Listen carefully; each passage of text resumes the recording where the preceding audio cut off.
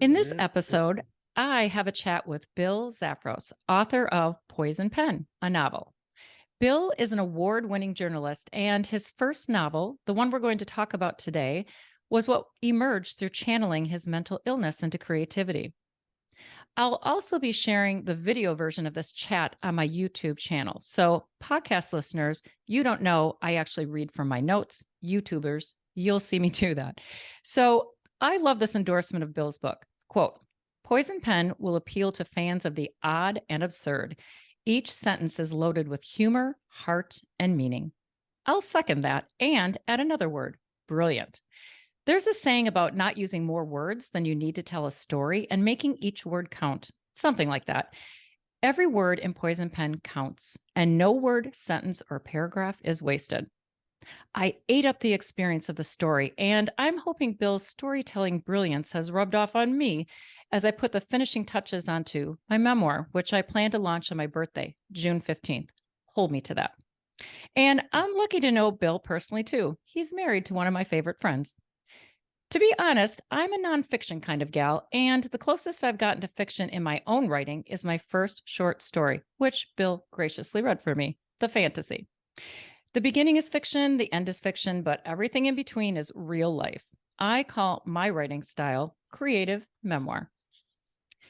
I do love science fiction and dystopian genres, though, but I prefer to watch them on the screen. The way my first short story came to be is what I'm really interested in, though.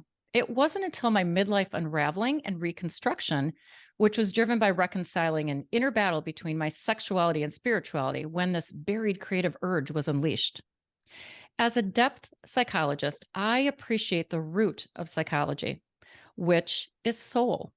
And the language of soul is the image, as presented by our unconscious as a gift or an invitation to explore something in our unconscious. Once we come into deeper relationship with our self, capital S, the bridge opens to the archetypal energies that wish to flow through us to create only what creative intelligence and we can create in partnership in service to humanity. The unconscious seeks to create, and sometimes we're a willing partner and often we're not. Sometimes our unconscious screams to us through anxiety, illness, an odd combination of annoying events, and it can take us over. Today's episode brings to life the intersection of mental health and creativity. To truly bring form to what wants to flow through us is to surrender to a higher power. I think you're going to be inspired by my guest and want to read his novel. We live in weird times of dismantling the old, fear of what will take its place, inspired by moments of humanity, feel dread about what it all means, and struggle to find our place in ushering in a new level of consciousness. If you're open, you'll see yourself in Bill's story, even if it's a part of you that's been banished to a dark corner in your unconscious. I did. That part of you might need to come out and play, or you can at least have a dialogue with it so it doesn't torture you. It's going to find out a way to get out anyway, eventually, and it might not be pretty. So let's get started. Welcome, Bill. I'm so excited to have this chat with you. And I thought we could start. Yeah, I thought we could start. You've had a lot of changes in your life in the last couple of years, including geography changes and writing and creative expression and jobs and all kinds of stuff. So let's start there. Just tell us what's going on with your life and what are you excited about these days? Well, I'm excited every day to wake up in Dunedin, Florida, where it's 80 degrees and sunny, and there's a Gulf breeze blowing, and you can't beat that. It has really become central to my life. I love living in Florida, and I was, quite frankly, glad to leave Milwaukee, where I referred to it as the career graveyard. And my career at my age is more or less over. I can still write books and things like that, but the idea of having a 9-to-5 job is no longer feasible for a 64-year-old guy like me. I also have been able to find the time to read dozens and dozens of books. I usually have 6 or 7 open every day. I do finish them all, but I'm reading right now everything from a biography of Che Guevara to Buck O'Neill, the famous Negro League first baseman, to Russian novels. I'm very fond of Dostoevsky. I'm promised I would finish the Karamazov brothers this year. And that's kind of my life. I do some writing. I do have a few clients, but nothing that would burden me so much as so that I couldn't get to my favorite thing, which is reading, although I do love writing. I love it. I forgot about your love for baseball. So that doesn't surprise me, the book that you're reading. And you're a voracious reader. I know because I've been in your place and behind you, there's books everywhere. Right, yeah. And also, I know what you're saying about leaving your hometown. I never left until my midlife. And I really do believe that I had to in order to grow. And there's something that can hold you down and hold you back. And I don't know if it's everybody's hometown and it's everywhere, but I know what you're saying about Milwaukee. So I imagine that, well, and plus, so much more sunshine, but I imagine it feels liberating, even though you might miss some things. Oh, you wouldn't believe it. No, as a matter of fact, the only thing I might miss is games at Miller Park, which I Mm. refuse to call American Family Field. I miss the Brewers a little bit, but we do have the Tampa Bay Rays in town, and I am a Boston Red Sox fan, so I watch them faithfully every night. And really obsessed by baseball, maybe to an unhealthy proportion, but I know you can be really hard on like other people. yeah, yeah. No, that's kind of the way I am. I'm trying to soften a little bit. No, I've but worked on some stuff. No, but it's true, honestly. Like when you have a certain level of expertise in something, you really do need to like find your tribe that can relate Yeah. to that level. And if you don't, then yeah, it can be kind of frustrating to be around people who don't appreciate it the same way that you do. So, Well, okay, here in so Dunedin, I know, I was going to say here in Dunedin, we have a minor league baseball team, the Dunedin Blue Jays. They're affiliated with the Toronto Blue Jays, and I have a season ticket. And every night I go there with my little briefcase, with my scouting reports and my score sheet. And I have been asked so many times by the ushers, "Are you a scout?" I always say, "No, I'm just a baseball geek." I love it. Oh my God. But they can see it. Your aura is all about baseball. Yeah, So, okay, right. let's dig in.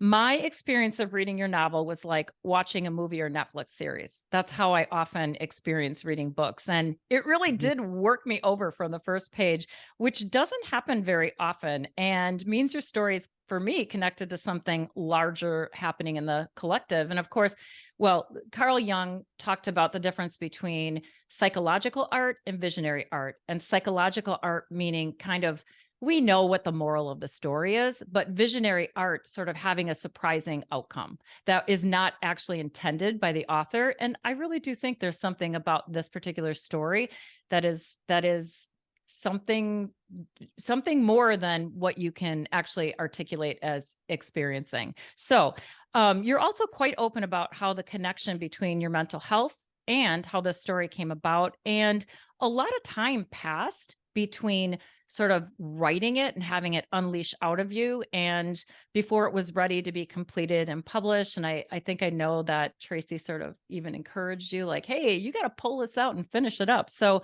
let's start there. Tell us a little bit about the story that led to the story. Well, it's kind of a mundane beginning, actually. I was going to get the laundry in the basement, and we had an old Mac down there. And I saw the Mac, it had been left on, and I said, you should write a book about a guy who writes poison pen letters. And I was at that time sort of manically on the way up. And this was before I was diagnosed with bipolar disorder, bipolar 1. And on this sort of manic trip I took, I spent 3 months concentrating on writing this novel. And my daughter said that I would come home, I'd play with them, have dinner, and go right downstairs and start writing. And they Mm. didn't see me on Saturdays and things. I wrote it, and then I finished it and decided this is not, these are the ravings of a lunatic. Just Mm. leave it on a shelf. I did not have the self-confidence Mhm. to really show it to anyone. And I slowly showed it to family members. Tracy, my wife, saw it. And a couple of other people, and ultimately my daughter, Audrey, my oldest daughter, saw it. Audrey has this weird influence over me, and she's a voracious reader, just as I am. And she said, Dad, you got to get this published. Fair enough. How do you do that? You don't just, you have to solicit to find publishers. Well, divine intervention took place, and a friend of mine at church said, oh, you wrote a book? I should introduce you to my publisher friend, Kira Henschel. Kira read the book and sent me an email a few weeks later saying, here comes the new Carl Hyacin, which I considered high praise indeed. And so we took it from there. The time between my finishing the book and it actually being published was probably 16 years. Mm. It had survived several moves from different places. It had survived all sorts of life changes, but there it was up on the. I still had the disc with the story on it. And when Kira finally decided she was going to publish it, there was certainly a boost in my confidence about the whole thing. So, I mean, when family members and friends like it, you sort of pass it off and say, Right. well, they have to say that. They don't want to hurt my feelings. But this was a professional, somebody who was in the field for a long time, and Kira liked it, so it must be okay. And so what I did was I spent 3 months, as I said, doing this. And I wonder sometimes if I could have done it in that short a period without that manic energy that I had been using. I was a man on a mission. I was going to write this book. And I had no motivation, no sense that I was the next Hemingway or that I was going to make $1 million or anything. I just thought, you've done everything else in your writing career. Why not write a novel? So there came Poison Pen. And it was a blast to write. It in many ways allowed me to reach into some corners of my psyche that I had not. Well, I knew they were there. When you write, these characters live in your head, but I'd never let them out. And so along came Poison Pen, and I create the character that you call Fat Boy. I can't tell you his name. It's a spoiler. The whole thing resolves on the very last page of the book. But I created this character, this dour, portly guy who drinks beer, eats Cheetos, and watches reruns of old 60s TV sitcoms, and writes Poison Pen letters for a living. Poison Pen letters being a chance to write things that vent someone else's spleen about something. And he did it for subsistence living, about $50 a letter. And it was enough to keep him in beer and Cheetos. He lived in his parents' house that he inherited. They're both dead. And he had no real needs other than beer and Cheetos and TV. So the storyline goes, if you'd like me to get into that a little bit. Yeah, I mean, you're tracking like my questions without even knowing it, because I love all of the characters and I'm going to ask you about them, but Yeah. I did want to start with that character. And I also, because I want to like work in this sort of intersection, right? When you talk about manic, I can relate to that, in that, I mean, I want to have respect for people who really have manic, right? And, bipolar, but all of us have these forces in us, just in a different sort of degree. And so I know what you're saying about when you are swept up, you go with it. Like you create something that, you didn't create it alone. And when you're done, you look at it and you're like, did I even do that? Right. Or what is that? Or like you said, those are the rantings of a crazy person. And then, and then over time you come to see that you aren't alone. as a creative Mhm. person. You creative people are open to partnering with creative intelligence. So yes, keep talking about Fat Boy. And if you want to just keep talking about, I think the next, yes, I think you're probably going to do it in that order, because my next character that I was really intrigued was Gramps. Oh, okay. So yeah, Okay. so talk about those two. All right. Well, the story centers on this gentleman who has run out of beer and he's going to make a beer run. On his way, he sees a hitchhiker, and she's an attractive young woman who was wearing a Kmart smock, and he picks her up for reasons he cannot explain. He's just never done. He wants as little interaction with people as possible. So the idea of picking up a hitchhiker is extremely exotic to him, something to break up the day. And adventure ensues. She winds up getting him to shoplift from the Kmart where she ostensibly works, but doesn't. And he goes to jail, where he meets a down and out game show host called Jerry Most. And we can talk about Jerry later, but adventure ensues, I guess is the best way to say it. And as for Grandpa was loosely based on some relatives I've had in the past. My own grandparents were very jolly folks. They weren't crazy as Grandpa was, but they were pretty jolly. Let's have a good time, people. And Grandpa was sort of an extension of that was the root, but it was an extension then of my imagination. How can I make this guy compelling? And he tends to be the favorite character in the book when people read the book. It's again, we can't say much about Grandpa beyond that, but he is these characters live in my head. They're all there, and I just kind of tap into them and say, hey, how'd you like to be in this book? And Grandpa's been there for a long time. He's part of me. One of the things I like about writing novels is my friend Nick Sharkus, who's an author in Madison, told me once, writing novels is really cool because you can kill a guy, Right. which is true.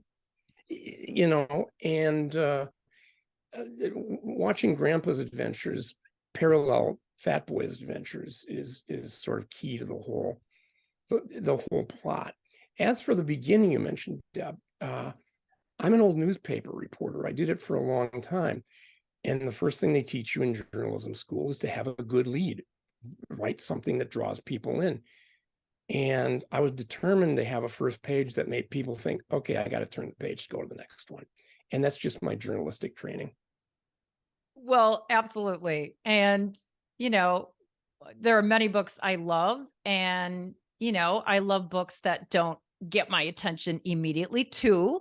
So I actually think it's a rare thing to find a book that, whoa, right from the first paragraph, you're like, what is going on here? I have to keep reading. So your book definitely did that. I love, I gotta put my glasses on here. So, I love how, the narrator, who's the beer and cheese sticks guy who goes on an adventure, I love how he, relates to his grandpa over the course of the story. There really is this, and I think all of us can, like you said, these characters actually live in all of us. They're quite archetypal. I mean, for me, grandpa represents the sort of desire to walk around and just do and say anything you want. And actually have no shame about it. Skirt. Right. Well, yeah, yes, yes, with no underwear, right? Like, yes, or right. or sunbathe naked, or whatever else he does. But he's harmless. He doesn't hurt people. And, it's and then you have the son or the grandson who is, he's almost feels the weight of the world, and it causes him to like shrink back, right? He's just like, "Ugh, nothing means anything. Hmm. So I'm going to sit here." And so grandpa like has life energy in a way that he doesn't. And by Hmm. the end, I feel like he sees grandpa as like, maybe he was on to something, maybe I'm Hmm. missing out. I think grandpa was, and was he doing it intentionally? Like he doesn't really figure out like, is this really grandpa or is he acting or what? But he's like, I don't know. I think it's kind of cool, grandpa. Yeah, Grandpa's motivations are to amuse himself and Yes. himself alone. If anybody else is amused, that's wonderful. More often than not, he drives his grandson nuts. His grandson loves him, but just cannot abide some of the things that he does. And the neighbors are constantly complaining about Grandpa doing strange things, and he doesn't care because he doesn't like the neighbors anyway. And Grandpa is just a free spirit. And in some ways, I think of him as the person I could have become had I continued my college days in Madison. Oh, that's it. Well, okay. So we probably all have an inner grandpa. You're at least aware of your inner gramps, and Right. Yes. he does find a way through your personality for sure. So Hmm. so Hmm. I love it. So you mentioned the hitchhiker, Right. uh, Pinky Lee, and so in-depth psychology speak. For me, she was, I mean, on the back of your book, she's described as, quote, by somebody, muse and the bane of every man she encounters because she's frustrating. She's not like, do you want me? Do you not want me? Like, but I can't help but like follow you around and be intrigued by you. So she's very frustrating to him. For me, though, she is the facilitator of transformation that's going to happen.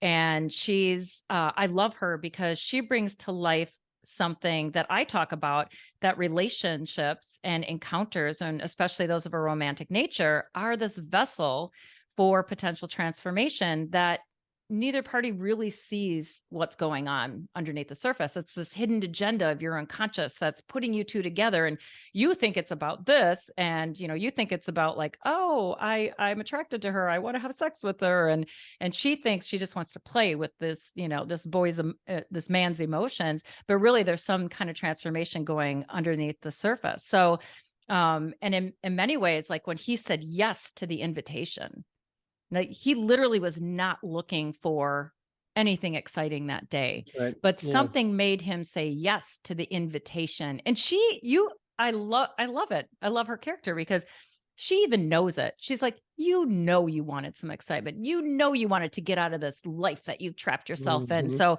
Hmm. I love it. So, talk about Pinky Lee more, whatever you want to share about her character.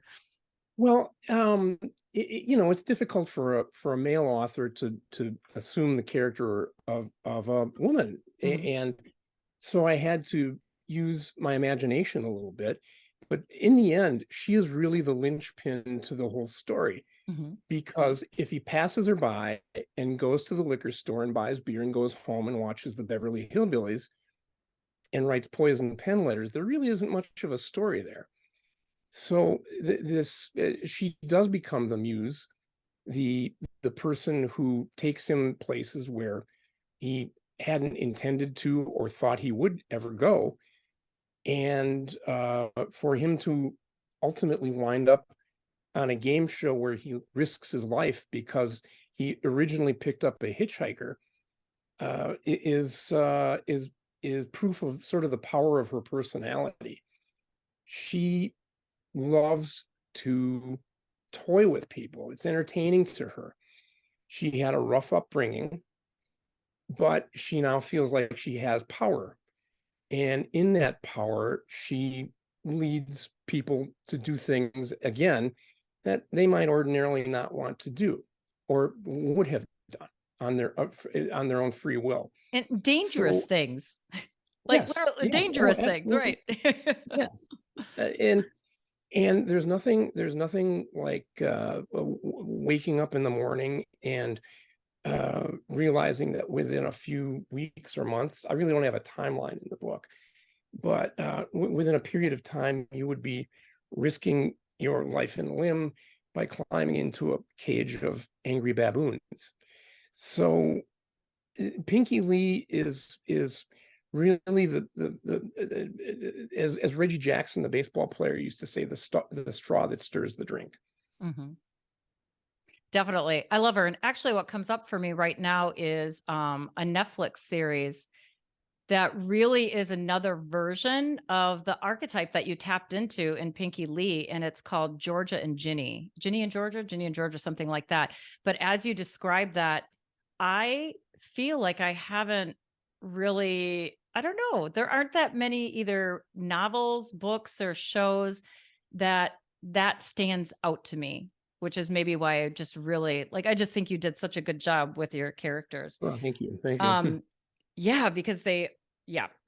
Well, if they get to me as a depth psychologist, because I'm really, it takes a lot to satisfy me and get me interested. I'm not like a surface level person. So, Sure. um, Well, as I oh, said, these characters are rattling around in my head, which tells you what's going on up there. well, oh, it makes you really juicy and interesting. Actually, because you actually play with them. You don't keep them Mhm. banished and well, maybe they force themselves out sometimes, but Right. when Yeah. you learn how to relate to these inner characters that some of them are like make you cringe about yourself, Mhm.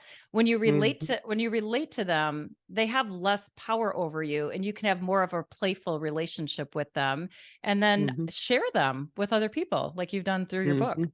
So, okay, now we get to the main character who you have mentioned, Jerry Most.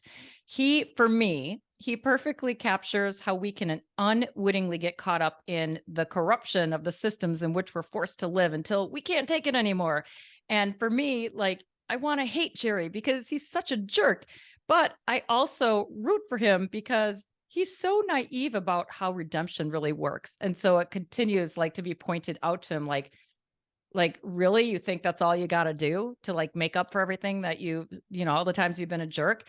And Mhm. he has this naivete and this energy of a small child. So, tell us about Jerry Most. Jerry is a character who is a chameleon, really. He is a jerk.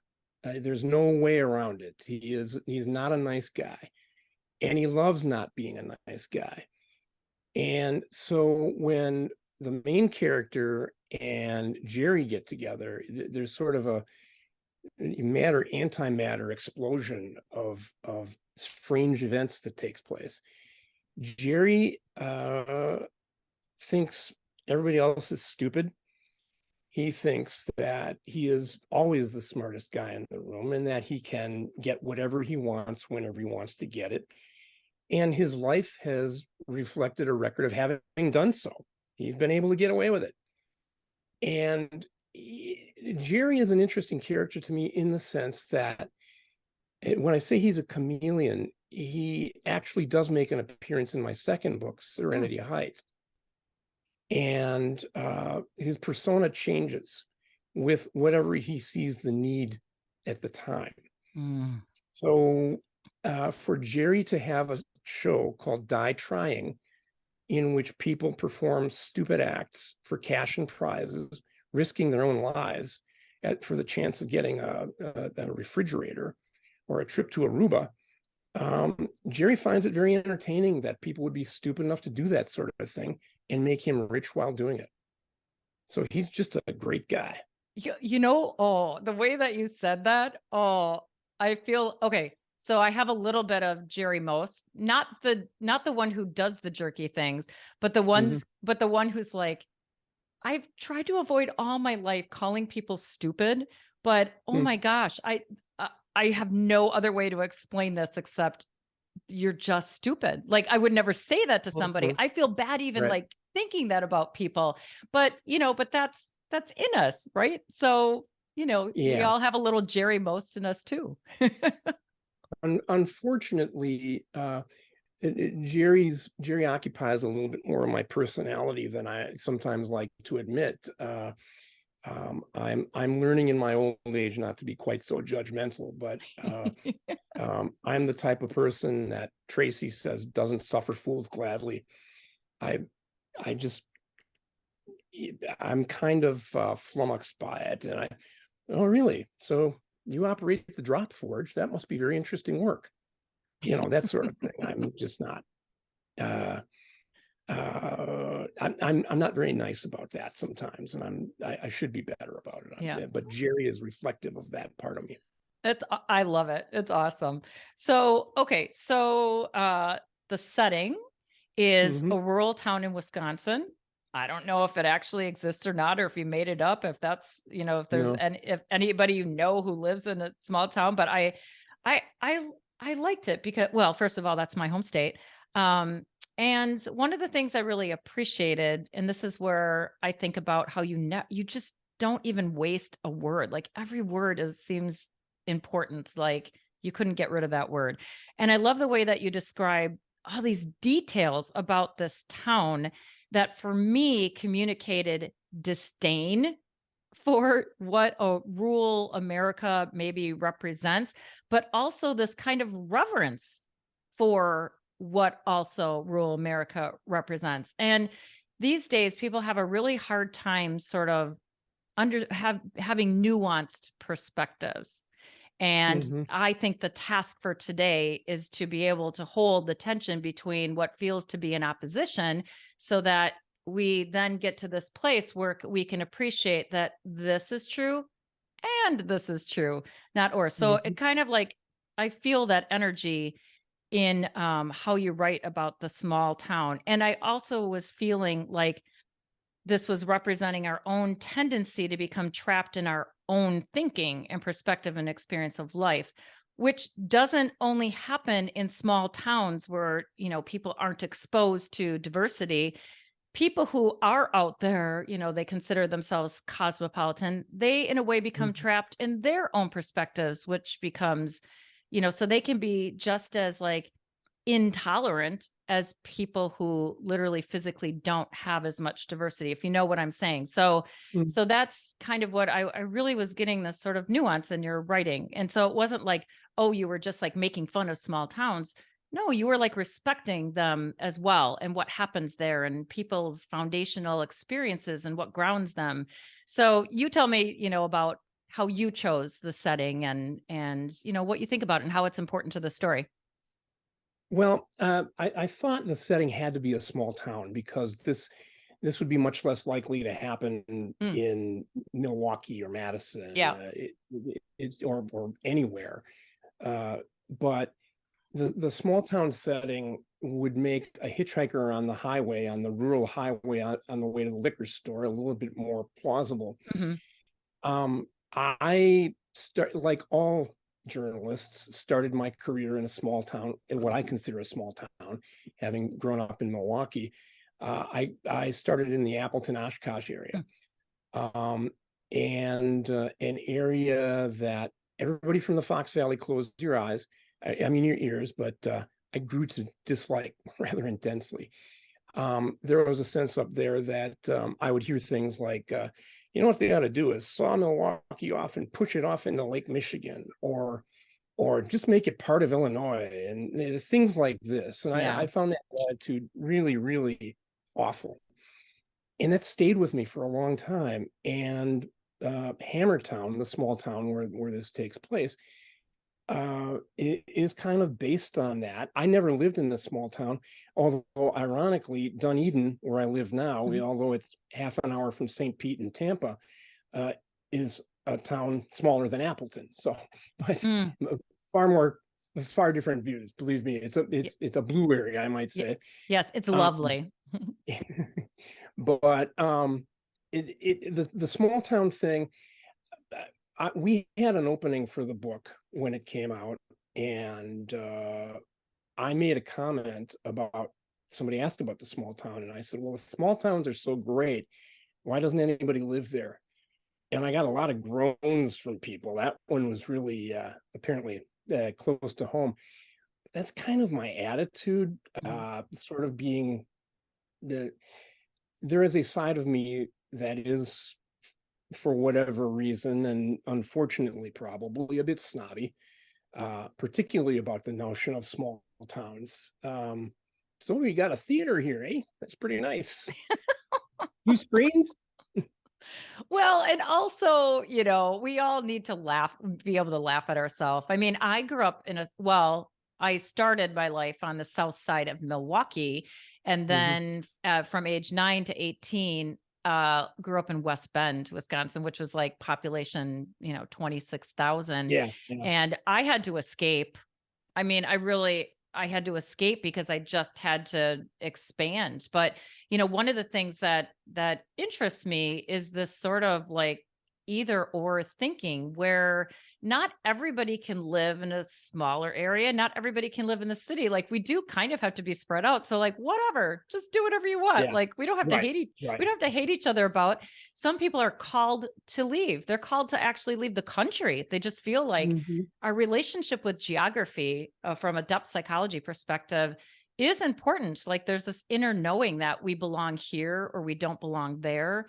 And so, so yeah, but I didn't feel like it came across as like I said, like there was this mixture of disdain, but there also was this like appreciation because Yeah, all of I all of mean, all of your characters were like, we like them. We appreciate all your characters.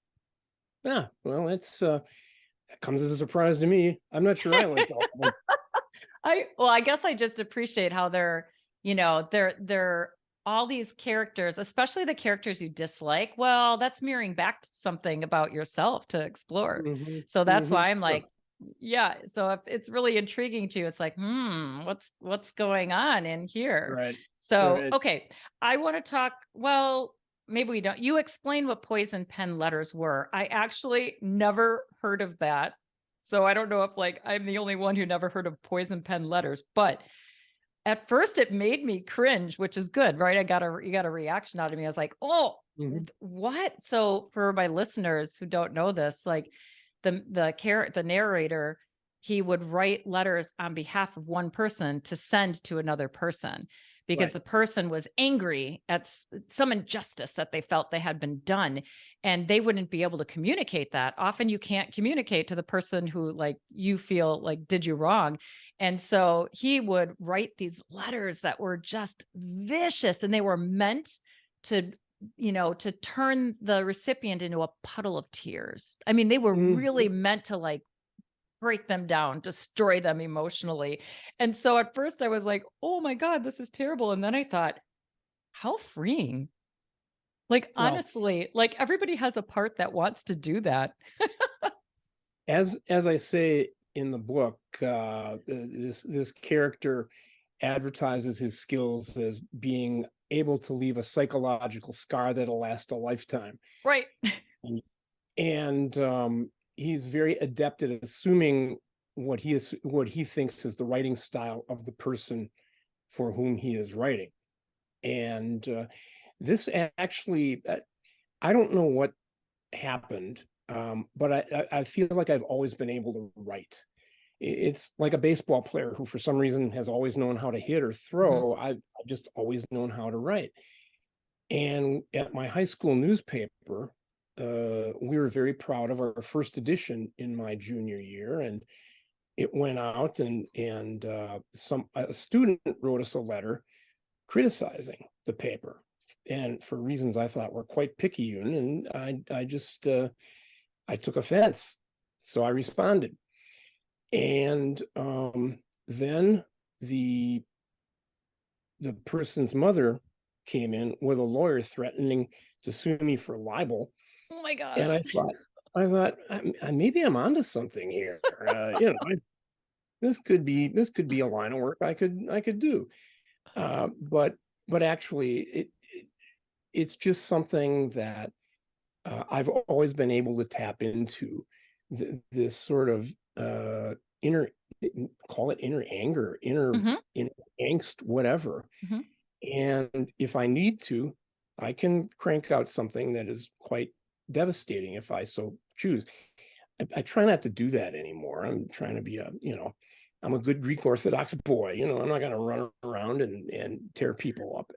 But Well, but you know what that speaks to? It makes me think of two things. The first thing is I feel a little devious in that when someone, I don't know, when they send me something or they uh, that I perceive that maybe they were rude or they were whatever it is, and I'm like, Mhm, the way that I communicate back is a little manipulative in that I actually write in a way that causes shame on their part. So yeah, I don't fight back. I'm like, mhm, oh, like I make them feel like they destroyed me emotionally. Of course, I'm assuming that mhm, they would care about that, but it really is interesting. And the other thing is, with my coaching clients, um, I suggest letter writing a lot, but not mm, that the person would receive the letter. There exactly. is something that actually happens and gets processed. Like I didn't really Right, and deal. delete. Yeah, Hmm. well, right. I didn't really, for example, express anger that I had towards my mother until like 2 years ago. Hmm. And she has passed away 9 years ago. And I wrote a letter and it was weird. I mean, it was weird. Like I felt like, "Ooh," and I wrote, "Dear mom, this is so weird to write a letter. You're not even here, but I have to say like when you said this, it really hurt me." And then I burned it. And so I was never going to send it to anybody, but there is like something that helps you process whatever you're angry about. So I Hmm. love the concept of poison pen letters, and I would encourage writing poison pen letters, but not actually giving the letter to the person. Yeah, and I like to say that, tapping into that inner anger, I've moved from being an angry young man character to the bitter old man character. So I've Okay. transitioned a I have a lot of male, probably older male Twitter followers who they will say that a lot. Like I'm becoming my bitter old grandpa. I'm becoming a bit, and I'm like, is that good? Like, is that okay for you? Like, okay, if you're if right, you're right. happy being that way. But that's interesting. So okay, so I have to bring up Bruce Springsteen and the Who. I forgot about the Who Hmm. because you Hmm. do reference them in the book, and because I personally know your passion for music. You used to put together playlists when John and I would come and visit you guys. Right. And I know more about your passion for Bruce than the Who. So I was wondering if you would I love how you said, I always tell Tracy that this is what Bruce Springsteen means for me. And this is what the Who is for me. I thought that was beautiful and captured it. And also I just wanted to say, to let you know that there is something archetypal about Bruce Springsteen's his lyrics and his music. And it actually has been researched by depth psychologists, Oh, sure. which I was Yeah. like, Oh, whoa, this is absolutely. fascinating. So yeah, so just talk a little bit about your love for music and these two. Well, what I told Tracy that it really I've been fluctuating back and forth between the Who and Springsteen for a long time, and I don't want to give anybody the impression that that's all I listen to. I Oh have a God, no. very broad category. I Hmm. left 3,500 CDs at a friend's garage in Milwaukee because I couldn't move them down here. I think the best way to encapsulate it, I was thinking about this just a few weeks ago, is that Bruce Springsteen makes me want to get up on my chair and dance, and the Who make me want to smash my chair. Mm. Um, there is a certain the Who can really tap into the angst. Um, as much as I love Bruce Springsteen, the Who's album Quadrophenia got me through my adolescence Mm. because it was a very tough time for me, a very dysfunctional family. And I listened to that album and realized I wasn't the only screwed up kid in the world, that, there were others, that Pete Townsend had managed to create a character, Jimmy in the case of Quadrophenia, who was just as screwed up as everybody else, trying to find his way, trying to break away from a very oppressive Mm. environment at home, try to find his own identity. And Springsteen, on the other hand, there are so many things I could talk about with him. He's very much, if you read his lyrics, there are a lot of references to light and dark. There are a lot of them are very spiritual. Mm-hmm. I know Pete Townsend is into I don't know whether he still is or not, but he was into something called Sufism and an Indian religion. Bruce is, whether he's a lapsed Catholic or not, I don't know. I believe him to still be in some Mm-hmm. form of Catholic or something like that. But that each system of beliefs affects the stuff that they write. Mm-hmm. Um, you can probably dance to Bruce easier than you can to Yes. Pete. The Who are a little bit more. I refer to. I think Quadrophenia is probably the greatest rock album ever written, and the Mm. Who Live at Leeds being the greatest live album ever written. Because if you ever just want to tear the house up, those are two albums to just really. Pete Townsend said, "Rock and roll is designed to face your troubles and dance them away." Mm. And you can do that with the Who, but you're not really bopping the way you would with Yeah. Bruce when he's singing Badlands or something like that.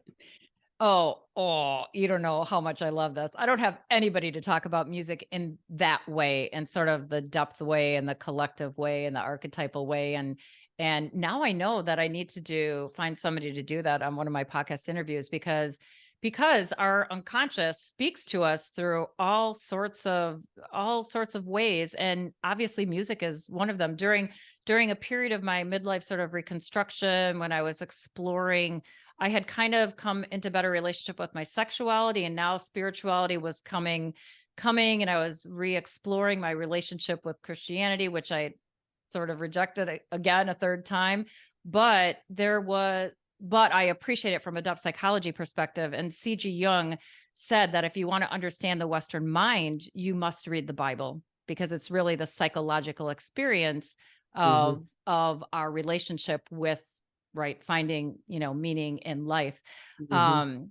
But I remember these two particular songs that I was like so surprised what I thought they were about, but they literally weren't. And one was a silly song, Miley Cyrus's Malibu song, which I was like, oh my gosh, this is like spiritual. This is about God. This is about her relationship with God. And it was about her fiance. And then there's a band named Creed, and maybe you're familiar with their song Arms Wide Open.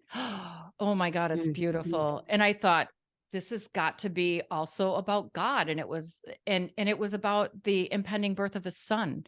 So, Oh, music, if it's really good music and lyrics, and they're like at this universal level, they will pull at you and really contribute to where you're being called. It's like an invitation to explore and to help you process whatever you're going through. So I love the conversation about music, especially, your interest has a depth to it, right? Versus other I people's interest in it. I should mention that I said goodbye to Bruce in Tampa on the first of this month.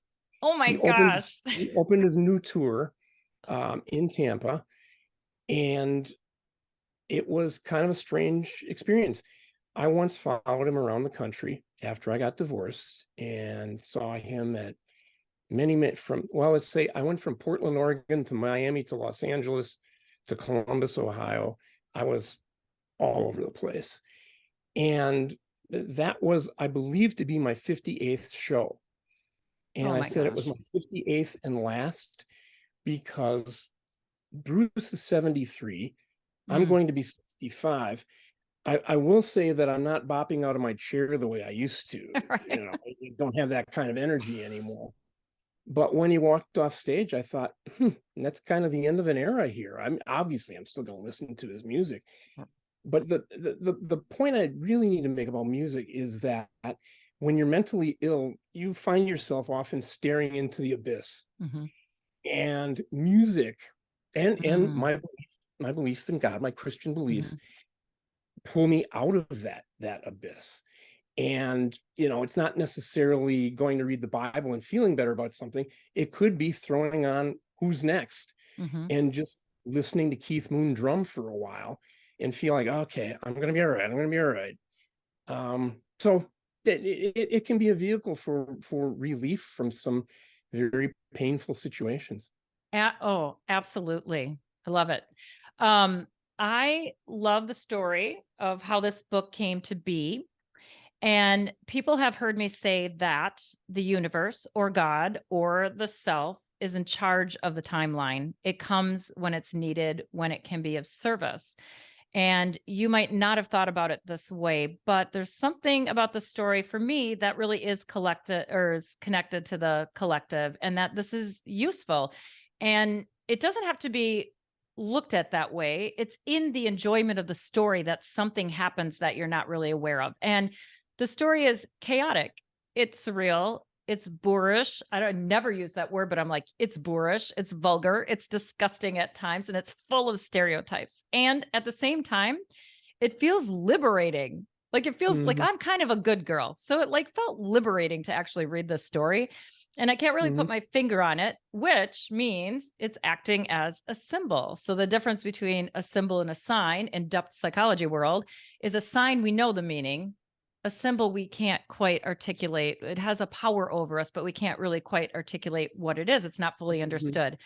And that's the way of our unconscious. But that's the serious side of me. I'm always doing that. So it also is great entertainment and would make a great movie or online series, I think. I appreciate And I that. have this, and I have this person I'm going to reach out to that I know this person in LA. And I don't know, it kind of reminds me of that movie Sideways with Paul Giamatti. You must have loved that because that was a really vulgar I, movie too. you know, I, I, I saw myself in that character so much in fact, at the time my hair was a little longer. I felt like I looked like Paul Giamatti. It was much more portly. I've certainly lost some weight since then, but I felt, yeah, I related to that character very much so, the frustrated author. And speaking of, frustrated author, selling books is not writing a book is actually easier than selling a book. Absolutely. It's just the way You're it is. always promoting, promoting, promoting. Yeah, and I'm not good at that. I'm not good at that. I'm kind of the guy who says, "Well, I wrote this book. I don't suppose you'd want to read it, would you?" I'm just not. I don't have that kind of personality. But the the first one, Poison Pen, actually led to the second one, Serenity Heights, which is it's not a sequel. Jerry Most does make an appearance, but Serenity Heights is semi-autobiographical, and it's about a down and out disc jockey who was once a big shot in LA and Chicago and all these big markets, and he winds up working in a town again called Deerhead, Minnesota, working third shift at this dingy little radio station playing classic hits that he's gotten sick of 30 years ago. Mm. He winds up through a drunken night where he's just feeling sorry for himself, calling his sometime girlfriend and telling her he's going to kill himself. Now he's too drunk to really realize what he just did, but she hauls him into the local, what I lovingly call Loon Hatch, Serenity Heights, Mm. and again, an adventure ensues. Donnie writes a memoir that is about his upbringing and how he wound up to be such a nutcase. And for some people, it may have come a little too close to home. I'm not mentioning any names. Yeah. That'll Um, happen. My memoir is about to come out.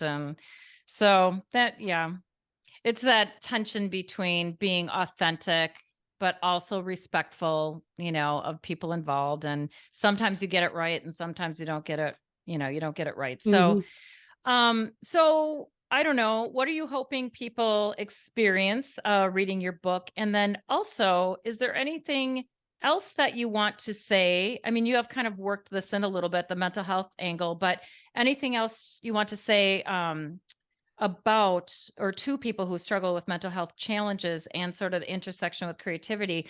Interestingly, as I grow in my depth psychology coaching practice, and because I welcome, and as a depth psychologist, we know the unconscious wants to create. We don't know what it Mhm. looks like all the time.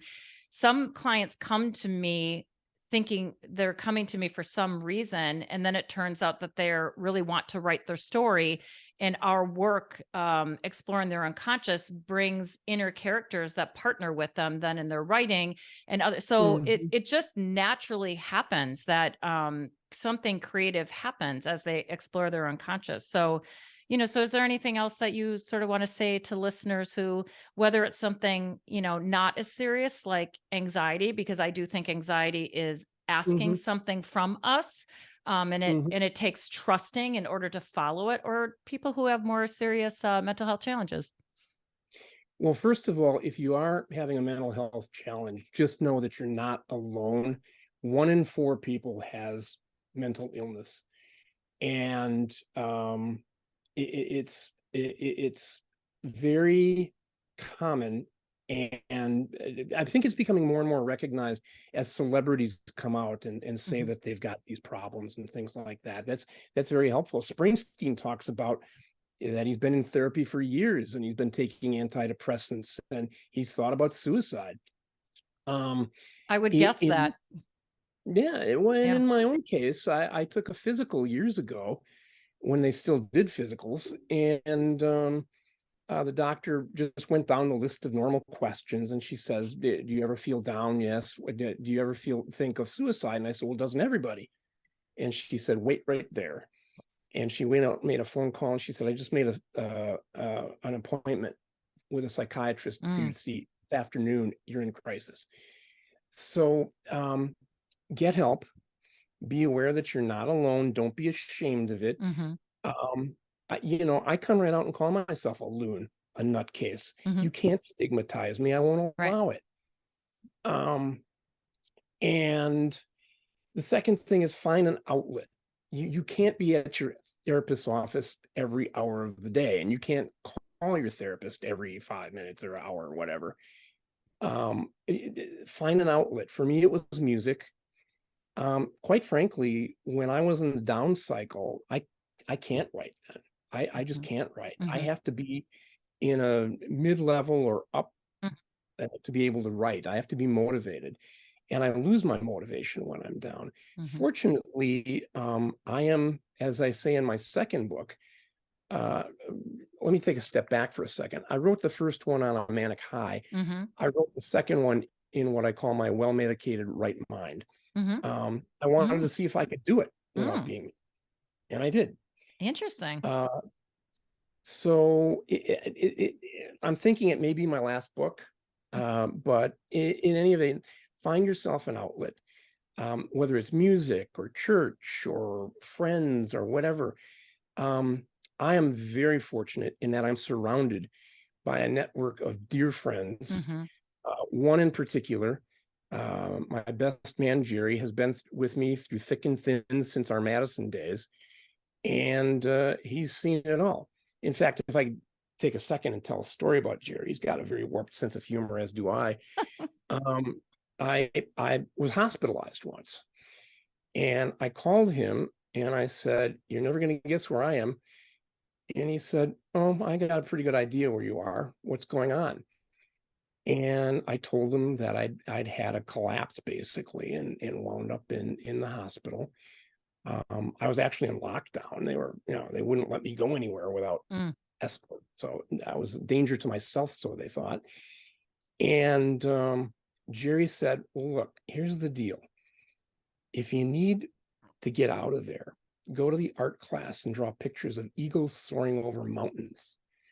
And if you want to stay a little longer, draw swords going through giant eyeballs or something like that. Mm. And let them think that you need more time."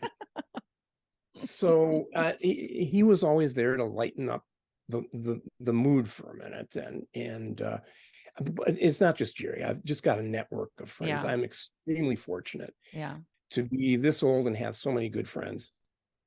That's terrific. And I was actually going to bring up other outlets like coming into relationship with your body through movement or yoga or walking, or because these are ways that we can process what's inside us, and especially art. My image journal, and I'm like have an artist complex, but my image journal was one of my main companions during 2 years, just 2 years of my midlife unraveling. I found myself not being able to gain insights through the mind. I could only gain them through like allow my unconscious to speak through silly drawings and dreams and things like Hmm. that.